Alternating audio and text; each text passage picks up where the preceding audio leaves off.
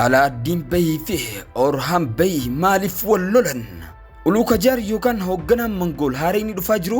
maatii Usmaan keessa intala takkaa fi gurbaa takka maaliif barbaade gurbaa mangool yokan hogganaa mangool humna guddaa waan qabuuf Usmaan faa irratti dhiibbaa guddaa fiduu danda'a garuu namni isa kana dhaabuu danda'u eenyu humnoonni haareen amma seenaa jiran kun humnoota akkamiiti Usmaan bay taphoota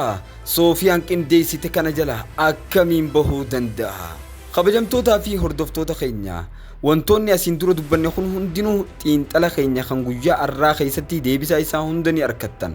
kanaaf gaa xiinxalli keenya kutaan 187ffaan beeksisa takkaffaadha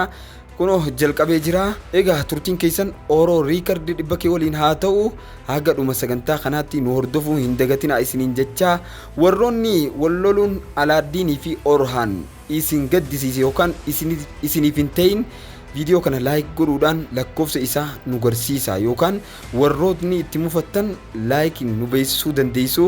kanaaf gaa intro gabaabaa booda bal'ina walitti dachaanaa turtiin keessan Oro Record dhibbakee waliin haa ta'u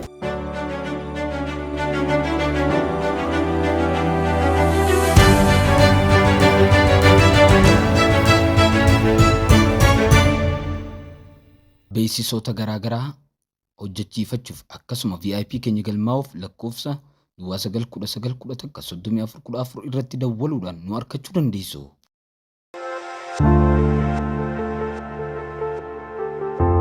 Oro Record dhibbakee egaa kabajamtootaa fi hordoftoota keenya walitti dachaanii jira kutaa arraa kana keessatti kutaa 187ffaa beeksisa takkaffaa keessatti xiinxala keenya egaa amma jammaruu deema kanaaf qaamaa qalbiin akka nu dhageeffattan abdii qabna warroonni yaada qabdan yaada koomentii irratti nu barreessaa akkasuma viidiyoo kana yoo ammatti like hin godhin akka like gootan nu jajjabeessitan asumaan isin gaafanna kanaaf gaa jalqaba irratti wanni eegalluun hogganaan kaafiraa kan dhufaa jiru kun Gaalaa Dayyus kan jedhamu buursaa dhufaa jira yookaan dhufee jira buursaa dhufee duraan Soofiyaa qofa ture inni deebi'ee itti dabalamee jira kanaaf gaa humni isaanii kun akkamii Gaalaa Dayyus kunoo nama akkamiiti waan jedhamu isiniif ibsaa Gaalaa Dayyus yookaan humni haareenii seenaa jiran walumaa galatti humnoonni haareenii dhufaa jiran kun humnoota jajjaboodha akkaan jajjaboodha jechuun namoota akka malee jechuun aktaroota jajjabaadha jaamee hedduu dubbatamaa jirudha inshallah nuti illee walumaan laallaa humni tiisaa kun Gaalaa Dayyus kun dhufee buursatti dabalamee yookaan Soofiyaa wajjin walitti dabalamanii jiranii asii booda gaa tapha akkamtu jammaru deemaa gaa waliin ilaallaa akkasumallee Hasan Bey nama ja'amuutiitu dhufee jira inni noo nama akkamiiti yoo inni Hasan Bey gaa namni Albarsanaal keessatti ilaaltan yoo jiraattan fiilmni Albarsanaal mana fakkaata namnicha keessa ilaaltanii jiraattan ni beeytu hedduu dandeetii seeyfii qabachuu akkasuma xiyya gara lamaan qaraatiin loluu dandeetii garaagaraa qaba kanaaf gaa inni illee nama jabaadha akkasuma ajajaa koomaandarootaati beeysa keessatti dubbatamee jira ajajaa koomaandarootaati hedduu nama jabaadha achi keessatti illee Usmaan illee bira dhufee jira kanaaf gaa isaan lamaan san isaan warra Turkiiti itti dabalamuu jechuudha Usmaan itti dabalamuu maluu jechuudha kanaaf uummanni haareen kun Usmaan itti dabalamuu hin dabalamu kanaaf akkasii isiniin jaa uluka jar nama jaamuutiitu jira hogganaa mangool haarowaadha inni maaliif dhufe gara lafa asii kana jechuudha wanni inni dhufeef akka inni jootti seeyvii hiyya dhiiga dandamsiisuu fi ji'a haasawaa kanaaf maaliif ergame uljaaytu waan isa maaliif ergiyooniif kennu taate intala isaatii fi akkasuma ilma intala isii bakka takkatti waan du'aniif Usmaan yeroo jalqabaatiif waan kana dubbatee ture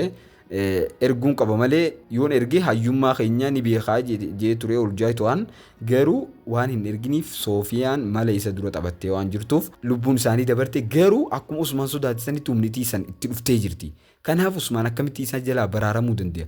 ammas wanni inni dhufeef dhiiga kana fudhachumaaf yookaan bakka humna isaatiin irratti bobbee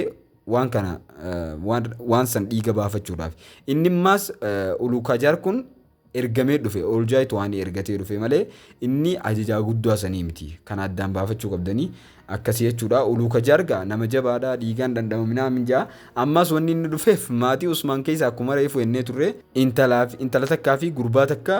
barbaada maaliif intalaa fi gurbaa kana barbaade oljaaytu waan isa erguu ni danda'a akka akkas godhuuf jechuudha Usmaan jilbiifachiisuuf ilmaaniin jilbiifachiisanii jechuudha nama dadhaban maatii keessaayi dhiibbaa guddaa irra geessisanii saniif akkana godhanii jechuudha. Kan itti aanu namoota hedduutti kan gaafii ta'aa jiru Alaaddiinii fi Orhaan maaliif wal lolan isaan? Wanni kun maal fakkaata? Namoonni yaada garaagaraa qabu asumaa wal lolanii garuu Alaaddiinii fi Orhaan wanni kun akka xiinxala keenyatti tapha ta'uu danda'a. Maaliif kana dura yoo yaadattan Orhaanii fi Usmaan akka nama wal loluu ta'anii gaafa injifannoo guddaa tokko gaggeessan yoo beeytanii jiraattan injifannoo guddaa ajaa'ibaa tokko gaggeessee ture Orhaan kana dura jechuudha akka nama wal loluutti. Ammallee Orhaan maal jechuu ture fakkeessuudhaaf jechuudha innaawaa ol ofiirratti illee fakkeessuudhaaf ilmaan kiyyaa fi obboleessa kiyyaa odoo ta'ee karaa daandii Usmaan irratti wal dhabnaanii jee ture. Sanuma irratti ka'anii wal lolanii Alaaddiin illee yeroo takka Goonjaa biratti jechuudha maal jee ture gowwaa naan ja'ayi yookaan abshaala naan ja'a jee dubbatee ture. Garuu Orhaanii fi Alaaddiin bakka kanatti wal lolli isaanii kun akka xiinxala keenyatti taphaaf jeetii yaada. Mee akka yaada keessanitti isinoo maal jettan koomentii irratti barreessaa. Usmaan illee kanarratti maal jee ture alaabaa kootiif saba kootiif namni addaan nu baasuu danda'u yookaan namni addaan baasuuf yaalu kamiyyuu yoo jiraate tokkolleen addaan baasuu hin danda'u jee ture Usmaan. Kanaaf wanni kun fakkeessaa guddaadha na fakkaachuu jira akka kiyyattee jechuudha. Fakkeessu maaliif jennaan diinni garee hedduudhaan itti dhufe waan ta'eef akkamiin jechuudha diina kana injifachuudhaaf tapha baasuu danda'a Usmaan. Tapha dhugaa fakkeessanii baasuu danda'a. Akkasuma Alaaddiinii fi loltoonni illee booji'amanii jiran achi keessatti jechuudha booji'amanii jiranii isaan sunoo akkamiin ba'a akkuma jeetti gurbaan intala takkaa fi gurbaa tokkoon booji'ee jeetti ture garuu fudhatee jira amma Alaaddiin booji'amee jira isaa fi hanqi tokko jaalatamtoonni hanqi tokko booji'amanii jiranii isaan sunoo akkamiin bahuu gaa waan ja'amu hedduu namatti ulfaataa jechuudha. Akka duraanii daran hammaachaa deemu jira jechuudha. Akkasuma gurbaan Mongool namni dhaabuu danda'u eenyu kuma innetti eenyu dhaabuu dandeettanii yaaddan namni isa dhaabuu danda'u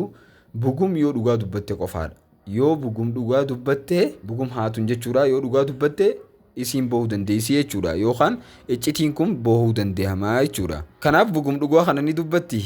hundi keessan koomentii irra nuuqaadha. Akkasuma gaafiin lammaffaallee Haliimeen beeysa kana keessatti dhufteen turre maaliif hambisanis koomentii irratti naa barreessaa. Kanaafuu sagantaa keenya akkanuma kanatti jidduu isinii buufna yoo isinitti tole koomentii nu barreessaa. Galatoomaa. Assalaamu alaykum wa rahmatullahi wa barakaatuh.